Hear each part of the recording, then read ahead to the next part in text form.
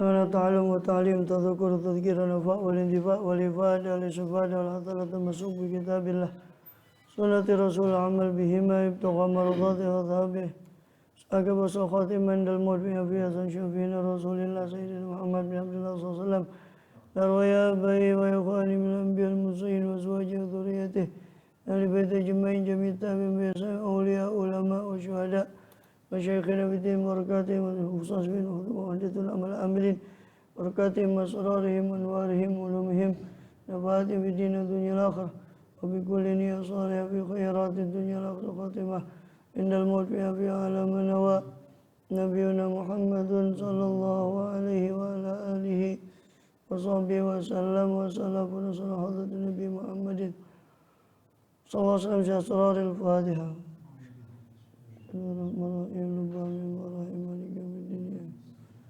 وعين اهدنا صراط المستقيم صراط الذين غير المغضوب عليهم ولا الضالين رب اغفر لي ولوالدي وللمؤمنين آمين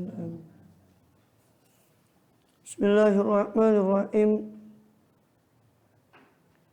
الحمد لله رب العالمين وبه نستعين على أمور الدنيا والدين وصلى الله وسلم على أشرف الأنبياء والمرسلين سيدنا نبينا حبيبنا شفيعنا وقرة أعيننا محمد وعلى آله وصحبه أجمعين وعلى جميع التابعين لهم بإحسان إلى يوم الدين وعلينا معهم وفيهم برحمتك يا أرحم الراحمين أما بعد قال سبحانك لا علم لنا إلا ما علمتنا إنك أنت العليم الحكيم رب اشرح لي صدري ويسر لي أمري واحلل عقدة من لساني يفقه قولي آمين والحمد لله Alhamdulillah Allah SWT masih berkenan melimpahkan nikmat karunia kepada kita semua bil khusus nikmatul iman Islam serta sehat walafiat sehingga dengan itu kita masih diizinkan oleh Allah SWT untuk melakukan segala aktivitas kegiatan kita bil khusus dalam rangka beribadah pada Allah SWT. Kemudian kita masih melanjutkan dari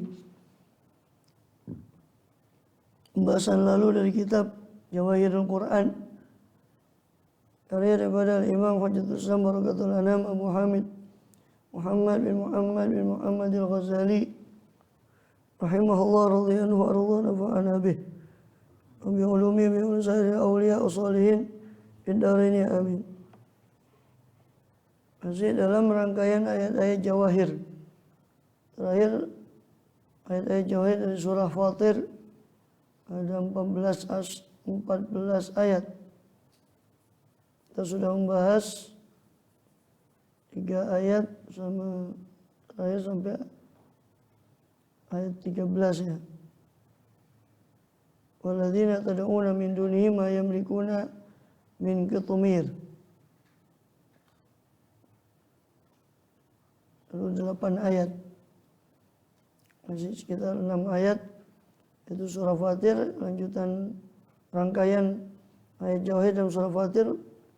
Setelah ayat 9 sampai 13 itu ke ayat 27 dari surah Fatir. Rangkaian ayat-ayat Jawahir itu berkenaan dengan Jawahirul Quran atau ayat yang berkenaan dengan ma'rifatullah. Itu firman Allah SWT, alam tara anna Allah anzala minas sama'i ma'an fa akhrajna bihi thamaratin mukhtalifan alwanuha.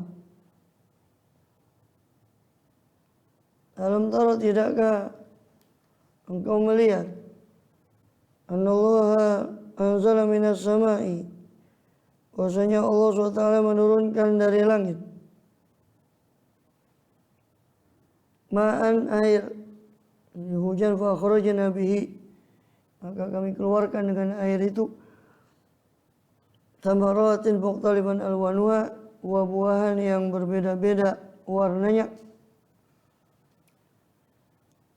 Wa minal jibali judadun bidun wa humrun, dan dari gunung-gunung, di antara gunung-gunung itu ada judadun bidun, ada garis-garis yang putih. Humrun, dan merah. Mukhtalifan alwanuh, yang beraneka macam warnanya. Wa gharabi busud, dan ada yang pekat hitamnya, yang sangat hitam. Aisudun gharabib, hitam yang sangat.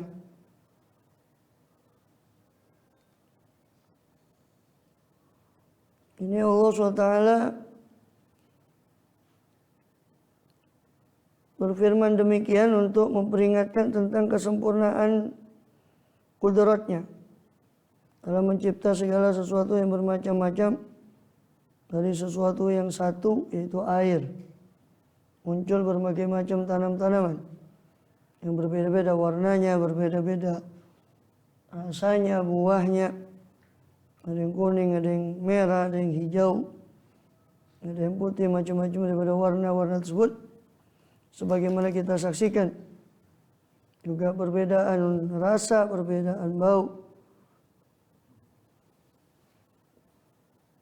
Sebagaimana dalam ayat yang lain Allah juga sudah memperingatkan, seperti sudah lalu dalam surat Ar-Ra'd.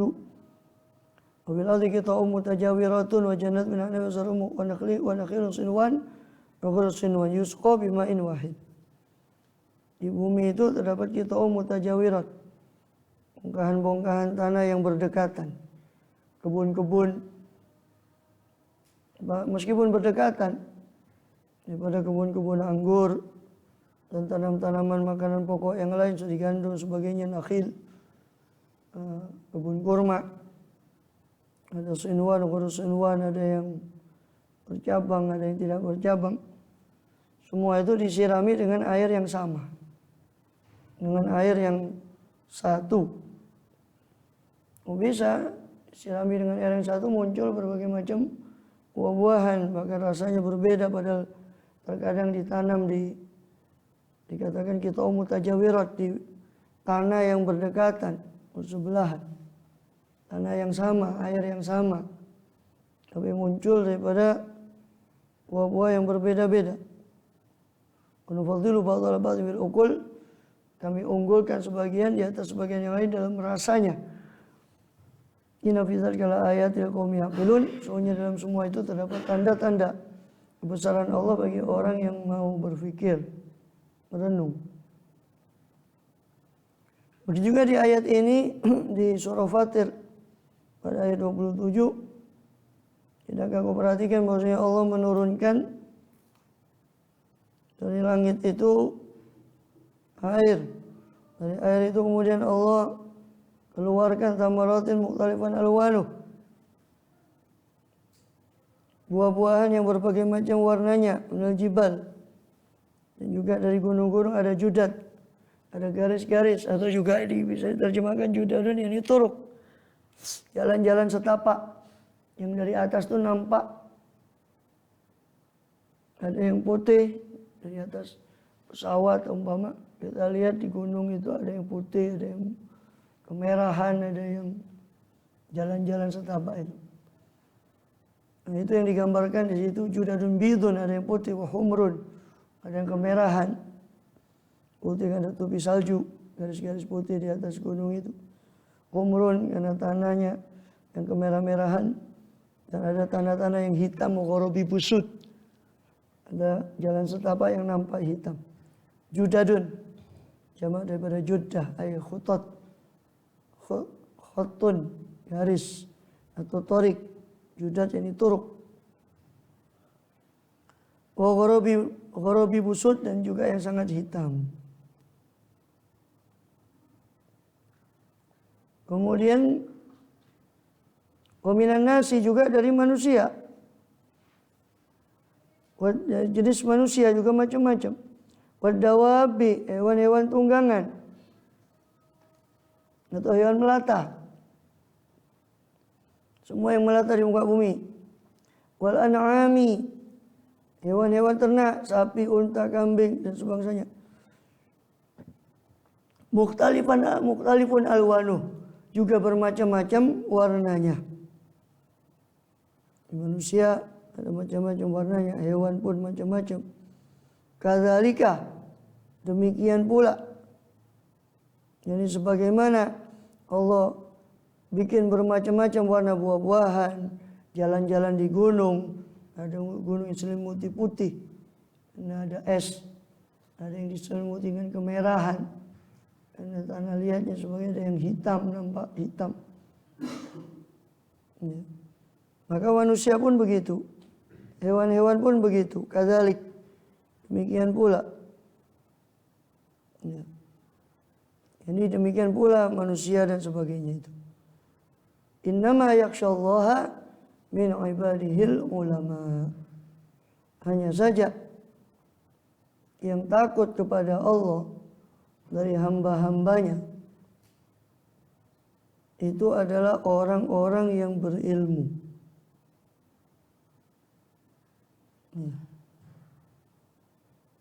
Ilmu apa?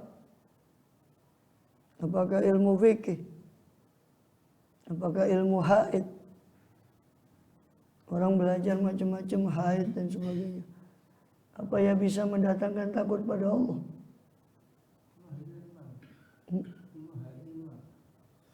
Ilmu haid, ilmu apa ya apa sih?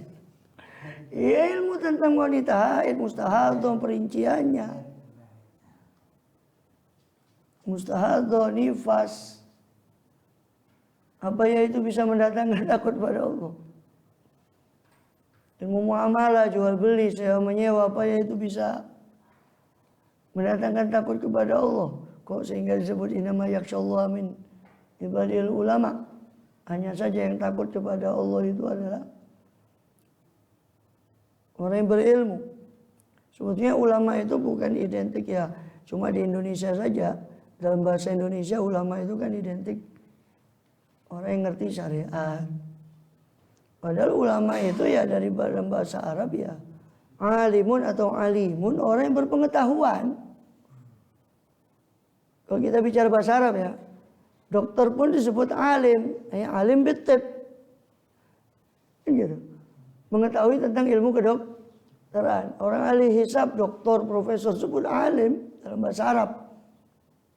Ya alim dalam bidangnya. Cuma ketika ulama itu masuk dalam bahasa Indonesia, dia mengalami penyempitan makna sehingga ada konotasi makna. Konotasi maknanya kata ulama itu ya pakai surban, pakai ini itu ulama. Atau berpengetahuan tentang agama itu ulama. Jadi innama yakhsyallaha min ibadil ulama, hanya saja yang takut kepada Allah itu di antara hamba-hambanya adalah ulama, dalam arti orang yang mengerti tentang jabarut, tentang izzah, tentang kudrat Allah SWT, merenung. Ya itu tadi, dia merenung tentang makhluk-makhluk Allah, tumbuhan, gunung ini macam-macam. Sehingga dari situ timbul siapa sang Khalik itu. Jadi ini tidak sedang bicara ahli fikih, tidak juga sedang bicara ahli sains saja, karena di barat juga banyak yang ngelontok sains tapi nggak ngerti tentang siapa Khalik dari semua itu. Ulama adalah, yang dimaksud sini adalah pemilik ilmu yang transendental, ilmu yang transenden, yakni ke atas, kembalinya itu kepada Khalik. Enggak bicara ilmu fikih, enggak juga ilmu pengetahuan. Pokoknya ilmu fikih pun kalau cuma sekedar fikih saja ya enggak masuk di sini. Makanya Imam Ghazali kan di Ihya-nya menyinggung. Apa ya ilmu tentang khulu, tentang cerai, tentang talak, apa itu bisa mendatangkan khasyah, takut kepada Allah? Atau kita bisa juga katakan sebaliknya, apakah ilmu matematik, sains yang cuma murni sains, cuma belajar makhluk, tidak mengkaitkan makhluk itu dengan Sang Khalik terus kemudian bisa mendatangkan takut kepada Allah. La ini wala itu, dua-duanya bukan. Itu ilmu ma'rifatullah. Itu yang takut kepada Allah. Yang bisa mendatangkan takut kepada Allah ya ma'rifatullah itu. Makanya dikatakan oleh Imam Ghazali di kitab Ajaibul Qalbi bahwa orang yang mengenal segala sesuatu tapi tidak mengenal Allah seolah-olah tidak mengenal apa-apa. Tapi orang yang mengenal Allah walaupun tidak mengenal apa ini makhluk atau apa, dia mengenal Khaliknya, itu sudah mengenal segala sesuatu.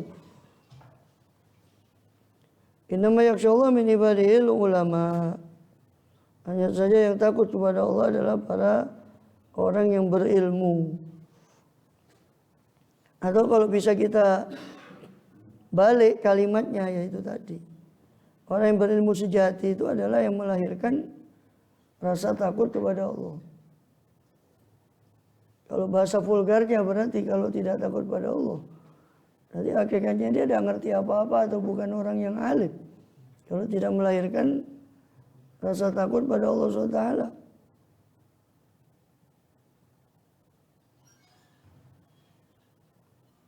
Ya. Begitu juga diriwayatkan daripada Siti Aisyah radhiyallahu anha, "Sona Rasulullah sallallahu alaihi wasallam faraqasu bi wa tanazza'u qaumun." Rasulullah melakukan beberapa hal dan Rasulullah memberi keringanan dalam melakukan beberapa hal, tapi sekelompok kaum dari sahabatnya tidak mau melakukan apa yang dilakukan oleh Rasulullah SAW. Dari keringanan itu, maka itu sampai ke telinga Rasul SAW, lalu beliau berkhutbah, beliau SAW memuji Allah, kemudian beliau mengatakan, "Ma balu qaumin aqwamin yatanazzalu an syai'in asnau."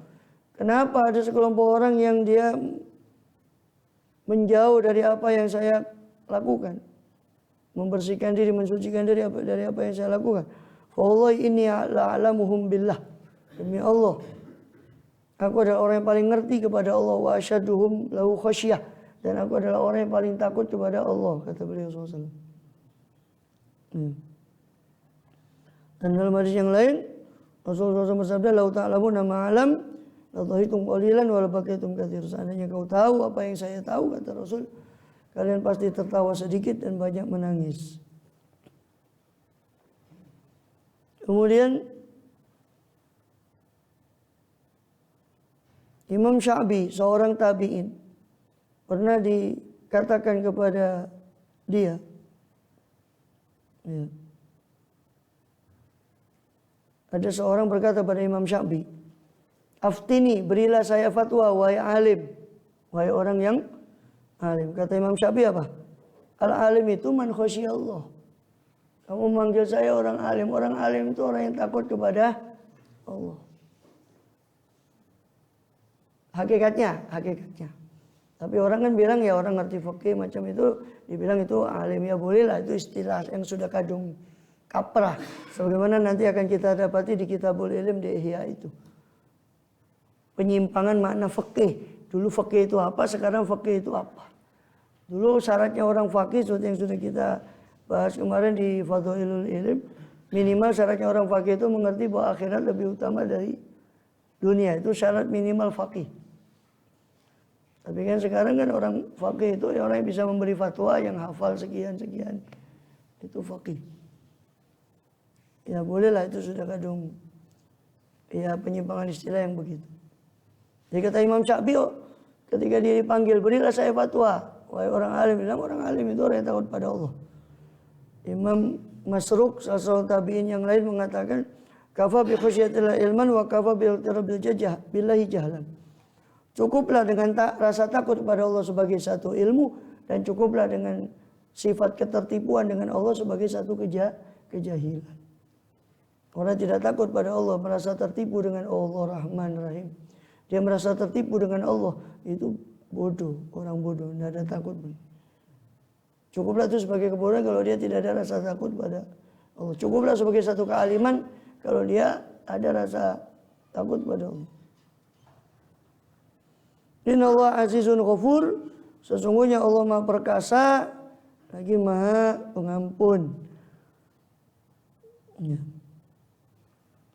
Allah Maha Perkasa lagi Maha Pengampun.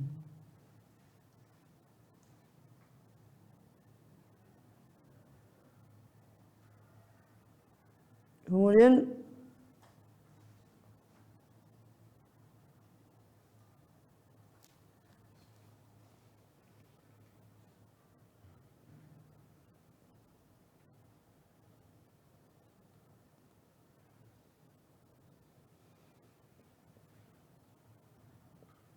Innamal yakhshallah min ibadihil ulama. Hanya saja yang betul-betul takut pada Allah adalah orang yang mengenal Allah.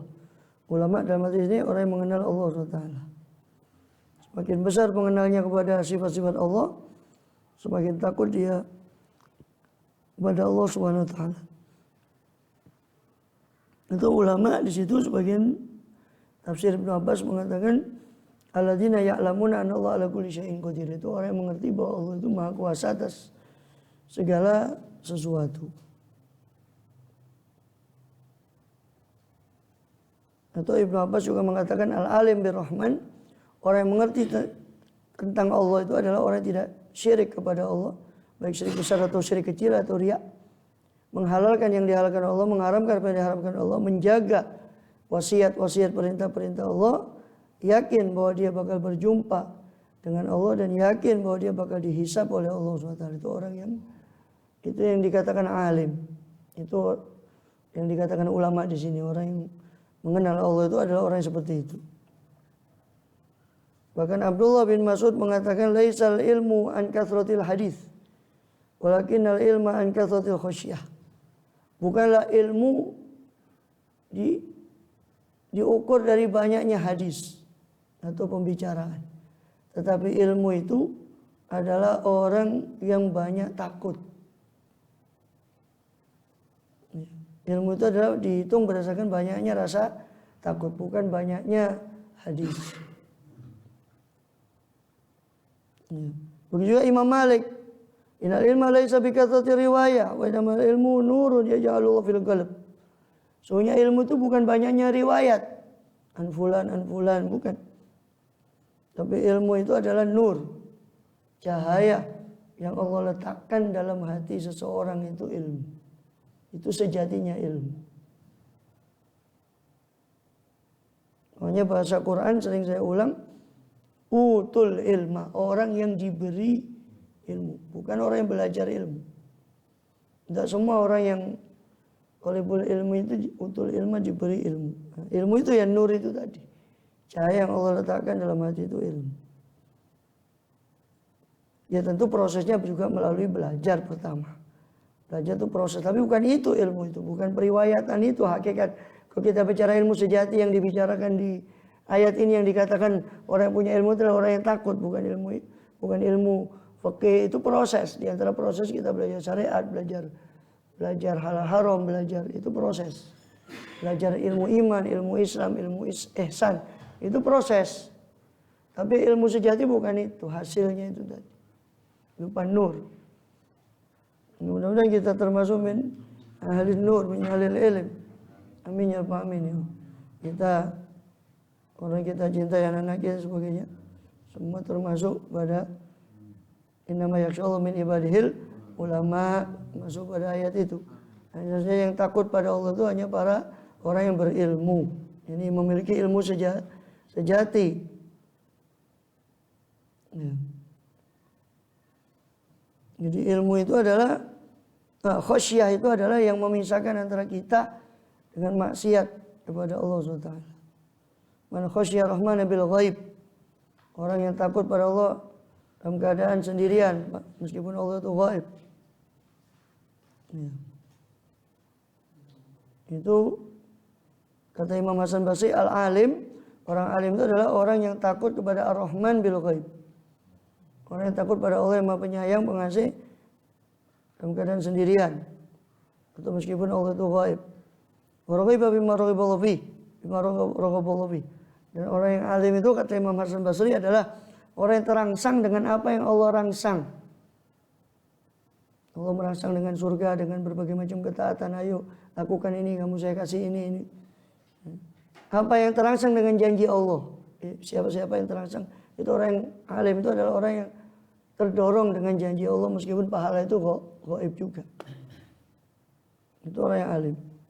Dan orang yang zuhud terhadap apa yang dimurkai oleh Allah. Tidak mau terhadap apa yang dimurkai oleh Allah. Kemudian Imam Hasan Basri membaca ayat ini, nama yakhsyallaha min ibadil ulama. Hanya saja yang takut kepada Allah dari hambanya itu adalah para ulama. Orang-orang yang memiliki ilmu. Ya. Juga dikatakan oleh Syekh Ahmad bin Shalih Al-Misri bahwa al-khasyatu la tudrak. Rasa takut, yang mana takut itu buahnya ilmu, itu tidak bisa dijangkau dengan banyaknya riwayat. Hanya saja ilmu yang Allah fardukan itu adalah untuk diikuti adalah Alkitab, As-Sunnah. Dan apa yang datang dari para sahabat, dari salafus saleh radhiyallahu anhum, dan yang datang dari ulama-ulama setelah beliau, dari para a'immatil muslimin. Ya. Dan ini tidak bisa dijangkau kecuali dengan riwayat. Ya. Tapi pemahamannya itu adalah suatu yang Allah berikan. Jadi dikatakan ilmu bukan dengan banyaknya riwayat, betul. Nah, terus gimana ilmu itu kan? Kalau ilmu yang difardukan oleh Allah yang dimaksud itu ilmu Quran, ilmu hadis, memang tidak bisa dicapai kecuali dengan riwayat, harus belajar. Nah, mungkin simsalabim tiba-tiba dia ngerti hadis atau. Nah, terus bagaimana katanya ilmu tadi bukan dicapai dengan banyaknya riwayat, itu nur. Hasilnya ilmu itu belum tentu dicapai dengan orang yang banyaknya riwayat tadi. Itu proses mendapat ilmu secara zahir. Makanya wattaqullah wa yu'allimukumullah. Takwalah kepada Allah, maka Allah akan mengajarkan kamu ilmu yang sejati tadi. Maka ilmu sejati itu merupakan hasil dari takwa, yang mana takwa tidak lain melakukan perintah menjauhi larangan. Melakukan perintah menjauhi larangan butuh ilmu. Jadi menuntut ilmu dulu, ngamalkan ilmu berupa takwa, baru Allah ajarkan ilmu. Nah, itu ilmu yang sejati itu tadi. Jadi dikatakan bahwa ilmu itu, jadi jangan bingung ya. Dikatakan kok ilmu katanya nggak bisa didapat dengan riwayat. Maksudnya nggak bisa didapat dengan riwayat itu ilmu sejati, hasilnya ilmu itu nggak bisa didapat dengan riwayat. Periwayatan itu cuma proses pengambilan ilmu, harus berguru. Itu proses. Urusan dia sudah dapat ilmu, dia ngelakoni atau tidak, dia mengamalkan ilmunya lah, itu baru dia akan sesuai dengan janji Rasulullah SAW, man alimah wa amila wa allama wa talima ma lam ya'lam. Siapa yang mengetahui ilmu, dia mengamalkan ilmunya, lalu mencoba dia mengajarkan ilmunya meskipun kepada keluarganya, kepada dia ajarkan ilmunya, dia mengetahui, mengamalkan, dia mengajarkan ilmunya, Allah akan wariskan pada dia ilmu yang tidak dia ketahui. Ilmu yang sejati ini nggak bisa didapat dengan riwayat. Tapi ilmu yang zahir tadi, ilmu yang dasar, orang butuh berguru itu pasti.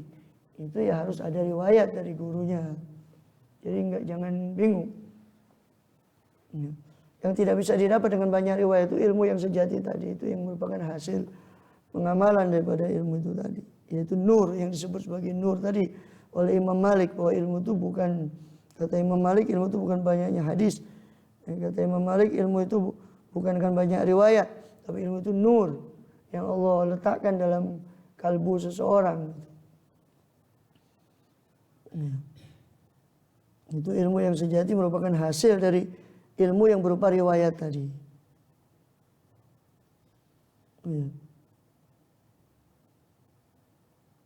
Kemudian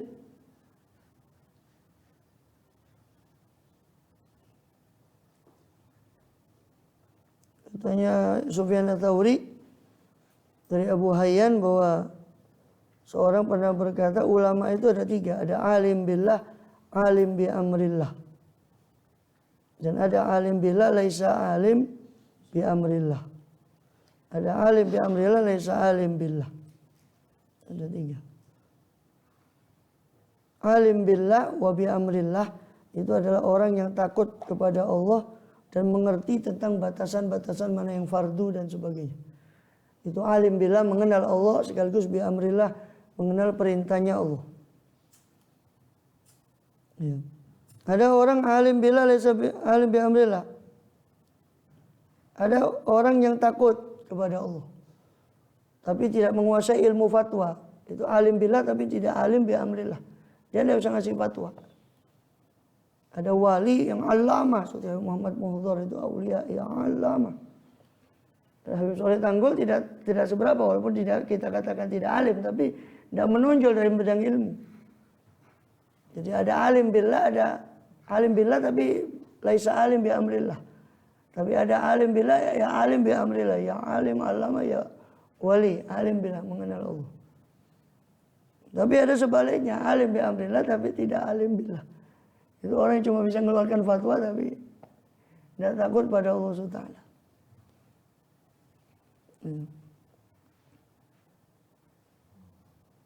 Waliyadzubillah min dzalik. Kemudian di rangkaian ayat berikutnya itu surat Fatir ayat 41. Itu firman Allah SWT, Innallaha yumsikus samawati wal arda an tazula. Sesungguhnya Allah itu memegang, menahan 7 lapis langit dan bumi agar tidak lenyap. Allah yang menahan langit dan bumi agar tidak lenyap. Wala in zalata in amsakahuma min ahadin min ba'di. Jika keduanya akan lenyap, maka tidak ada seorang pun yang dapat mampu menahannya selain Allah. Kalau Allah sudah kehendaki lenyap kiamat, tidak ada yang bisa menahan lagi. Innahu kana haliman ghafura. Sesungguhnya Allah itu maha santun, maha penyantun dan maha pengampun.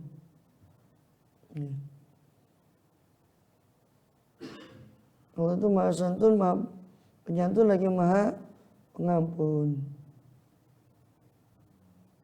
Dan di situ Allah SWT menunjukkan kemahakuasaannya, bahwa tidak ada yang dapat menahan atau tidak ada yang menguasai semua itu kecuali Allah. Dan sudah Allah berkehendak ingin menghancurkan, maka tidak dapat menolak kehendak Allah SWT.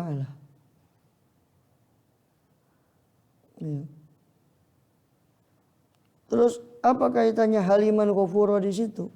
Allah maha penyantun lagi maha pengampun. Sebagian ulama mengatakan bahwa bumi langit ini sudah gergetan sama makhluknya Allah ini yang suka membangkang. Tapi Allah yang maha santun, Allah menahan langit dan bumi itu. Bahkan dalam satu riwayat itu malaikat juga gergetan melihat manusia. Bumi juga cermet ya. Gergetan, melihat gemes, melihat apa tingkah lakunya manusia ini tadi, Bani Adam. Biar kita hancurkan saja ya Allah. Kata Allah apa? Kalian tidak mencipta mereka, saya yang cipta mereka. Makanya kalian tidak ada apa kasih sayang, itu saya yang cipta mereka, saya yang ngasih kasih sayang kepada mereka, yang cipta mereka itu saya. Karena kalian tidak ikut cipta mereka, sudah biarkan saya yang nangani. Makanya di situ ditutup dengan innahu kana haliman ghafur. Allah yang menahan langit dan bumi itu untuk lenyap. Kalau seandainya tidak Allah tahan, mungkin sudah dihempaskan manusia itu. Tapi Allah itu haliman ghafur, maha penyantun lagi maha pengampun. Wa aqsamu billahi jahda imanihim, dan seterusnya itu diloncati ayatnya ke ayat 44. Masih ada ayat 42, ayat 43. Itu tadi ayat 41. Wa kana haliman ghafura. Kemudian bahkan diriwayatkan daripada Imam Ibnu Abi Hatim dalam tafsirnya dengan sanadnya kepada Abu Hurairah pernah mengatakan, saya pernah mendengar Rasulullah SAW bercerita tentang Nabi Musa alaihissalam di atas mimbar. Suatu kali kata Rasulullah, terbetik pada hatinya Nabi Musa alaihissalam, apakah Allah tidur? Allah kan mustahil tidur. Terus gimana caranya Allah mengatur semua ini? Ya. Maka singkat cerita Allah utus kepada Nabi Musa alaihissalam, farsala ilaihi malakan, satu malaikat. Ya. Lalu malaikat ini memberikan 2 botol kepada Nabi Musa. Ditaruh di setiap tangannya 1 botol. Kemudian disuruh menjaga 2 botol itu. Akhirnya ketika lalu Allah jadikan tidur, Musa itu mengantuk. Hampir-hampir hanya kedua tangannya itu berbenturan botol tadi yang ada di 2 tangannya itu. Seketika Nabi Musa terkejut dan berusaha menahan botol itu tadi. Kemudian sampai tidur lagi, sampai bertabrakan botol itu tadi dan pecah. Maka Allah berfirman, Darabullahu mathalan, Rasul bersabda SAW, Darabullahu mathalan, anallah laukan ayanamu lam tastamsikis sama wal ard. Allah ingin memberi permisalan pada Musa alaihissalam, seandainya Allah tidur, maka tidak ada yang mengendalikan langit dan bumi. Semua bakal bertabrakan seperti Nabi Musa yang disuruh dipasrai 2 botol, tertidur, pecah 2 botol itu. Bagaimana kalau Allah tidur? La ta'khudhuhu sinatun wala naum. Allah tidak disentuh oleh rasa kantuk. Dan itu hubungan dengan ayat ini itu tadi, innallaha yumsikus samawati wal ard an tazula. Allah itu menahan langit dan bumi agar tidak lenyap.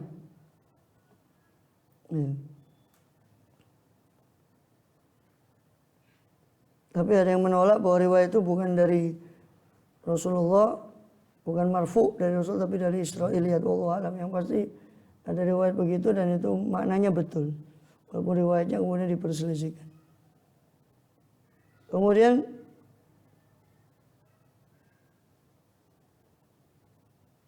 dan dikatakan dalam Sahihain hadis Bukhari dan Muslim, innallaha la yanam wa la yanbaghi lahu ayyanam. Sesungguhnya Allah tidak tidur dan tidak pantas bagi Allah itu untuk tertidur. Yukhfidul qista wa yarfa'u. Allah merendahkan keadilan dan mengangkatnya daripada timbangan itu. Yarfa'u ilaihi amalul lail qabla nar, yurfa ilaihi amalul lail qabla nar, diangkat, dilaporkan pada Allah amal malam hari sebelum datangnya siang, wa amalun nahar qabla lail, dan dilaporkan amal siang hari sebelum datangnya malam. Hijabuhun nur awin nar, hijabnya itu adalah nur atau nar. Lau kasyafahu, seandainya Allah singkap hijab itu, la asraqat subuhat wajih manta ilai basur mukhalqih, pasti akan terbakar, pasti akan membakar kesucian zat Allah itu tadi, apa yang terhenti kepadanya daripada pandangan itu tadi. Ini tidak mungkin kuat daripada makhluk ini untuk menanggung zat Allah Ta'ala. Kemudian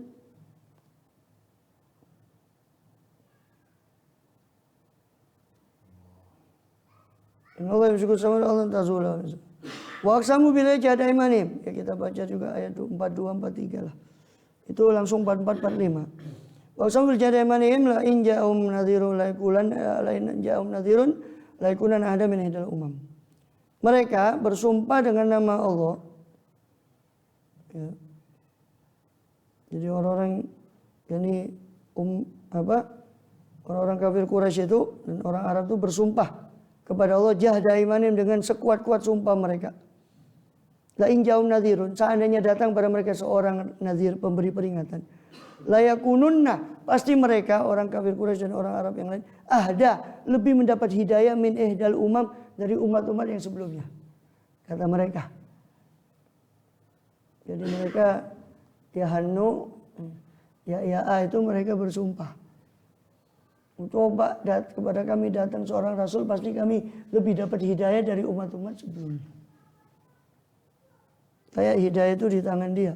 Falamma ja'ahum nadhirum ma zalu ila nufura. Ketika datang kepada mereka pemberi peringatan itu Muhammad SAW, justru menambah mereka lari, bukannya mereka mendapat hidayah. Itulah, ya kan? Itulah hidayah itu di tangan Allah. Istikbaron fil ardi. Mereka bertambah sombong di muka bumi, menyombongkan diri dan mengikuti ayat Allah. Wa makros sayyi, dan mereka melancarkan tipu daya yang buruk kepada manusia untuk menghalangi mereka dari jalan Allah. Wala yahikul makru sayyi illa bi ahli, dan tidak akan kembali makar yang buruk, tipu daya yang buruk itu kecuali dengan orang yang membuatnya. Tidak mungkin tipu daya ini kembali kecuali kembali kepada orang yang membuat rekadaya itu tadi. Wa yahikul makru sayyi illa bi ahli. Ya. Innama yughnikum, dikatakan innama baghyukum ala anfusikum. Perbuatan zalim kalian tuh akan kembali pada diri kalian sendiri. Fal yanzuruna ila sunnatal awwalin, maka apakah tidakkah mereka itu menunggu, tidak lain mereka menunggu kecuali sunnatullah yang terjadi pada generasi awal. Itu apa sunnatullah yang terjadi pada generasi awal? Ketika orang-orang dulu itu mendustakan Rasulnya, langsung Allah timpakan azab. Itu sunnatullahnya. Jadi mereka, para kafir Quraisy tidak menunggu kecuali sunnatullah yang sudah Allah perlakukan kepada umat-umat terdahulu. Mereka tidak menunggu kecuali azab Allah. Maka Allah siksa mereka. Dedengkot-dedengkotnya Quraisy itu di Badar, sehingga mereka semua tewas mengenaskan di perang Badar itu 70 orang. Walantajid li sunnatil tabdila, maka engkau tidak akan mendapati ya Muhammad tabdilan, penggantian terhadap sunnatullah. Kalau sudah Allah punya sunnah, punya tradisinya Allah, hukumnya Allah berlaku begitu, tidak ada yang bisa merubah sunnatullah. Jadi bukan hukum alam ya, itu yang betul itu sunnatullah, hukumnya Allah. Sejak kapan alam membuat hukum ini? Walantajid li sunnatil tahwila, dan engkau tidak akan mendapati tahwil, sama perubahan terhadap sunnatullah. Kemudian di ayat berikutnya,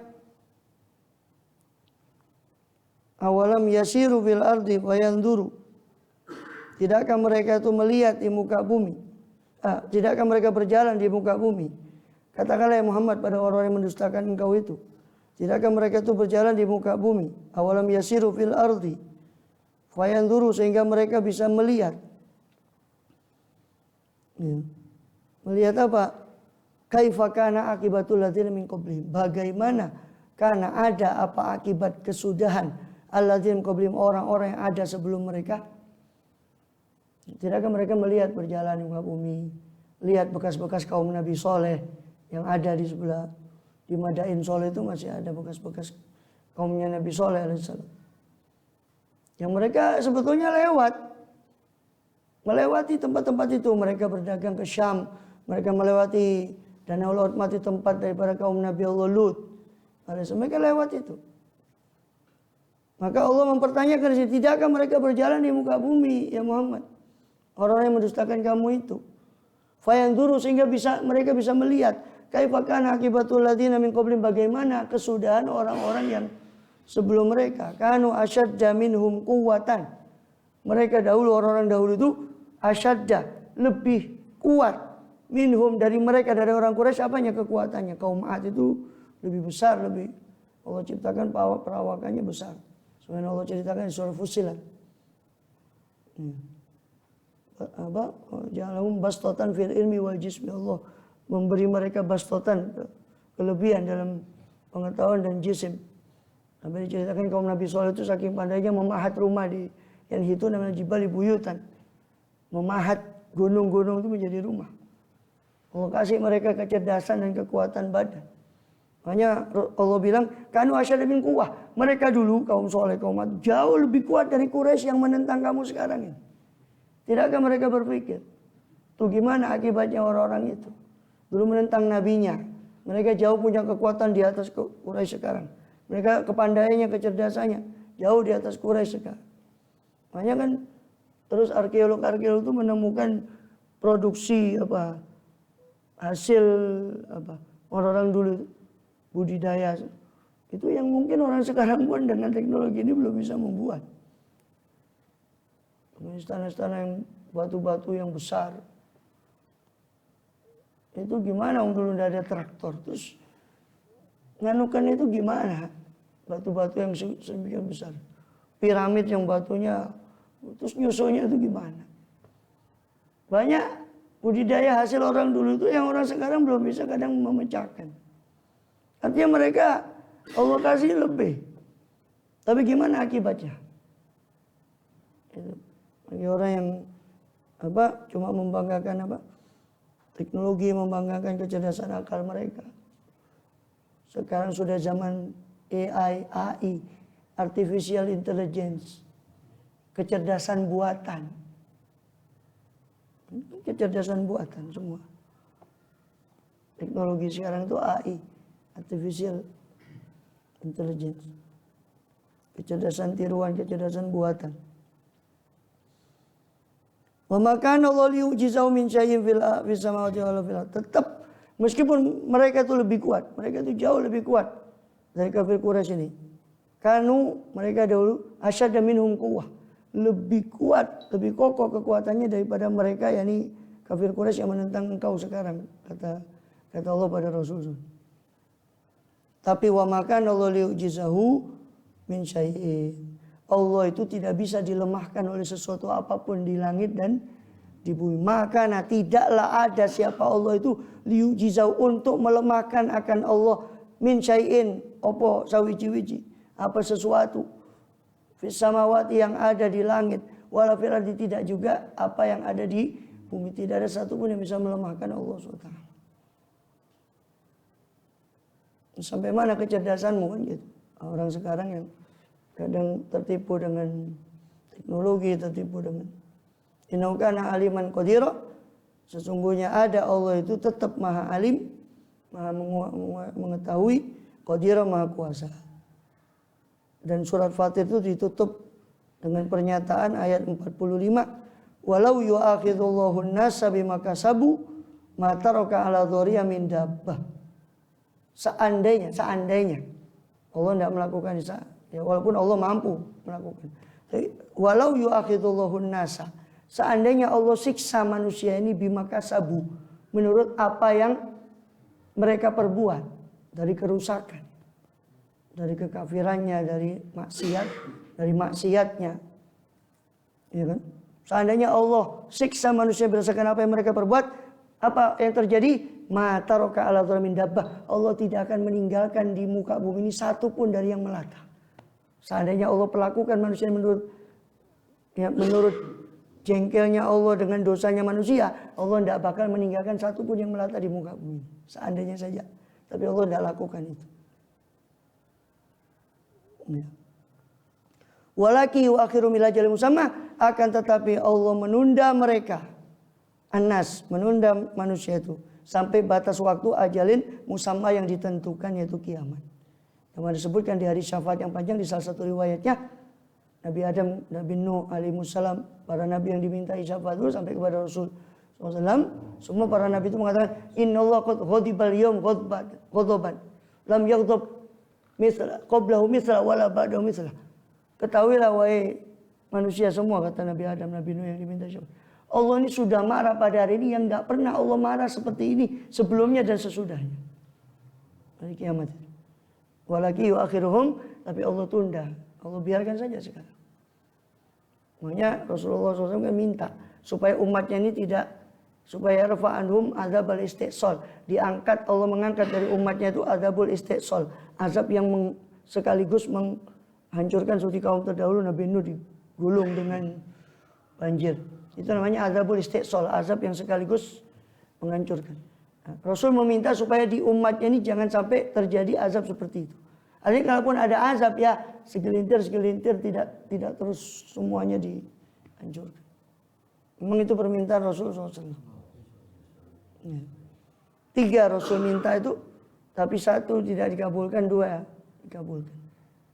Itu tadi salah satu yang dikabulkan, ya Allah jangan kau azab umatku ini azab yang menghabiskan semuanya. Terus kedua, jangan kau hancurkan mereka dengan selain mereka. Yang ketiga, jangan kau hancurkan sesama mereka. Ini yang tidak dikabulkan. Ini kehancuran Islam itu cuma dari orang dalam. Jangan nyalakan siapa-siapa. Cakar-cakaran satu.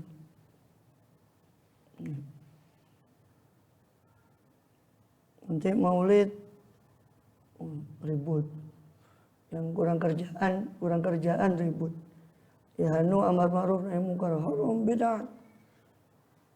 Ya mboknya seperti 4 mazhab itu, contoh daging kuda itu Imam Malik itu mengharamkan. Itu. Imam Syafi'i cuma memakruhkan saja. Tapi kan tidak ada eker-ekeran penganut Maliki terus mau amar ma'ruf nahi munkar kepada penganut Syafi'i. Enggak boleh kamu makan daging kuda, haram. Nah, artinya mboknya seperti itu. Dia tidak mau maulid. Tidak usah maulid, tidak apa-apa, Kanjeng Nabi tidak butuh kamu maulid. Sudah biarkan diam. Sudah diam. Haram, ya tawak mau pendapat haram. Ini seandainya mereka itu. Tapi kan tidak. Mereka menganggap masalah-masalah yang harusnya menjadi masalah cabang itu mereka anggap sebagai masalah usul. Pokok yang pembuatnya itu seolah-olah kafir, seolah-olah musyrik, seolah-olah. Ini musibah bagi umat kelompok duri dalam daging ini. Kelompok yang kita bilang duri dalam daging. Menohok kawan seiring, menggunting dalam lipatan. Ini kelompok.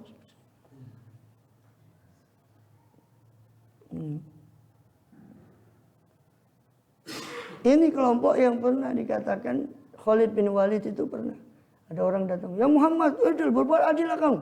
Orang yang pelontos ini batu Habis itu Khalid bin Walid mau bunuh. Silakan kalau kamu. Terus balik lagi Khalid bin Walid. Loh, kenapa tidak jadi membunuh? Dia lagi sholat ya Rasul. Susah. Ini Allah Akbar, ini Allah Akbar. Ya, repot. Ini. Ya. Harusnya kan Allahu Akbar sami Allah liman hamidah ini. Allahu Akbar. Ya repot ya. Kelompok macam ini. Ini contohnya begitu. Jadi nggak sulit. Kalau orang Islam, kenapa kok begini Islam, kok muslimin begini? Nggak usah salahkan siapa-siapa. Coba ya kita sendirilah. So, Rasul sudah berdoa, tidak mungkin orang Islam itu dikuasai dari umat lain kemudian mengalahkan. Kecuali masuknya umat lain itu gara-gara ya kita sendiri kira-kira kemudian orang bisa masuk. Tapi kalau otomatis dihancurkan atau dihabiskan oleh umat lain, tidak mungkin itu terjadi karena itu doa Rasul SAW. Artinya tidak mungkin dihabiskan sama sekali oleh umat lain, tidak mungkin. Paling ada ya itu perpecahan macam-macam dan sebagainya. Ya.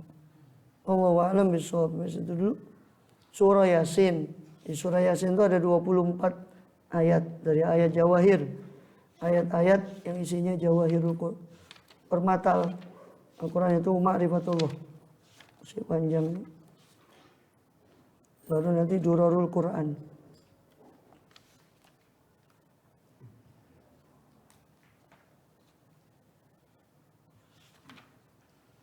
Kalau sudah Durar itu tentang ayat-ayat tentang ibadah. Kalau ini tentang ma'rifatullah, mengenal Allah. Durarul Quran nanti ayat-ayat tentang bagaimana menyembah kepada Allah. Ya, makanya ini isinya Jawahirul Quran wa Durarul Quran. Jawahir wa Durar.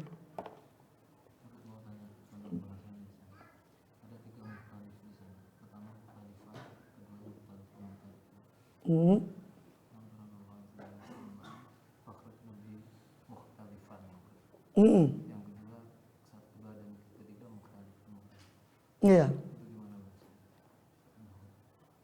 Iya, kalau mukhtalifan itu kan apa? Akhraj Nabi samaratin mukhtalifan alwanuha. Ya. Itu sifatnya samarat itu.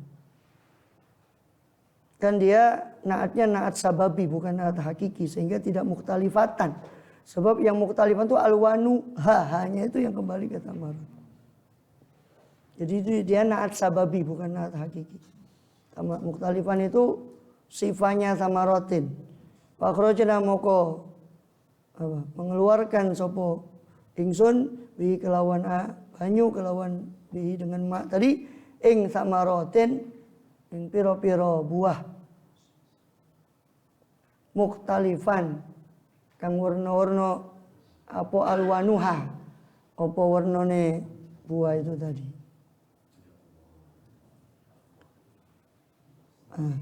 Minal jibali judadun bidun. Minal jibali itu bisa juga mubtada ghairu sharih karena ada min tambahan itu. Atau bisa juga mau dibuat khobar muqaddam juga bisa karena judadun bidun. Judadun itu mubtada, kok bisa nakiro jadi mubtada karena disifati bidun. Ada beberapa musawwighat. Musawwighat hal-hal yang membolehkan mubtada itu nakiro, di antaranya kalau mausuf disifati. Itu judadun bidun. Contoh wailun likulli humazatin. Wailun itu kok jadi mubtada, lah kan nakiro. Ai takdiruhu wallahu a'lam wailun azimun. Maka boleh kalau disifati. Itu judadun bidun. Muka iku saking piro-piro gunung iku utawi judadun bidun. Jadi apa? Itu mubtada'nya itu judadun. Wa humrun itu ataf mukhtalifun sama. Itu sifah. Sifahnya humrun. Itu naat sababi. Alwanu tadi sama dengan alwanu yang tadi itu fa'il. Mukhtalifan itu juga sama-sama dengan mukhtalifun sama-sama bahwa ismu fa'il ya'malu amala fi'lihi. Alwanu yang tadi fa'ilnya mukhtalifan itu. Mukhtalifun alwanu juga gitu. Alwanu fa'ilnya mukhtalifun. Ini disebut naat sababi. Seperti begini, ja'at imra'atun alimun abuha. Bukan alimatun kan? Nah, ini kan sama rotin kok tidak mukhtalifatan. Ini tidak mukhtalifan. Karena dia naat sababi alwanuha. Hanya yang kembali ke samarot. Ya. Mukhtalifun al-ghurabi busuk. Dan nasi wal-anami mukhtalifun. Alwanuhu kadzalik. Ya. Yang mukhtalifun mana? Sudah itu aja. Ya. Sama itu mukhtalifun itu ya bisa jadi mubtada apa khobar mubtada muakhir boleh, khobar muqaddamnya minan nasi wa dawabi itu. Ya. Atau bisa juga kadzalik itu mubtada. Kadzalika minan nasi wa dawabil alami mukhtalifun alwanuhu. Lumayan insyaallah min badun. Alwanu tetap jadi fa'ilnya mukhtalifun. Allahu a'lam. Adapun hu dikembalikan ke nas karena itu melihat lafadznya. Nas itu lafadznya mufrad, maknanya jamak. Maka itu tabiun li lafzihi, bukan kepada maknanya. Kalau ikut maknanya, nas itu seperti pada ayat itu. Walau yaqidulun nas bima kasabu. Nah, kasabu itu dilihat pada maknanya nas. Maknanya nas itu jamak. Tapi bentuknya lafadznya nas itu tunggal, mufrad. Allah alam. Jadi kaumun rohtun itu lafadznya tunggal tapi maknanya jamak. Allah alam. Ya sudahlah.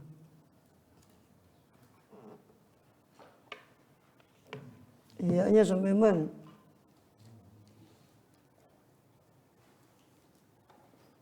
Terakhir itu iya. Bentar.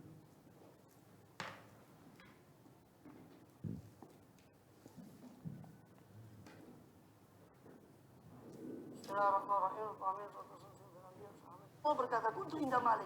Saya dulu pernah duduk di sisi Imam Malik. Akro alil ilm. Saya membaca apa yang kau sekarang berada padanya. Jadi dia sudah kurang agama. Wa a'lam bishawab. Qadilatut ta'lim. Yang ta'lum itu sudah sejak kapan? Dari sholat 1000 rakaat. Wa iyadati Abi Marid. Dan lebih afdal daripada mengunjungi. Bukan sama ya. Qadilatut ta'lim.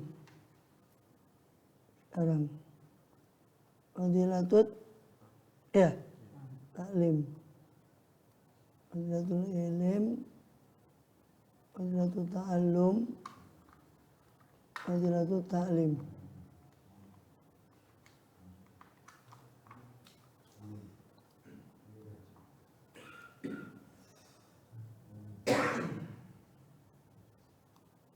Ya.